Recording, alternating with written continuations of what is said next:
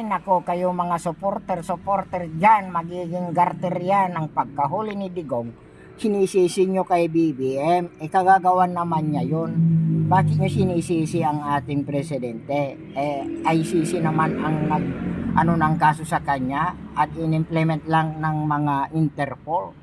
Kasi sila ang may karapatan yan na manghuli sa kanya. Kayo naman, huwag nyo naman isisi sila sa kanya kay BBM. Puro na lang Digong ang inaano nyo, sinusuportahan nyo. Wala akong kinakampihan dyan, pero tignan nyo na lang yung tama. Kasi noong panahon pa niya yan, na-file na yung kaso na yan tungkol sa kanya. Ngayon lang na-implement.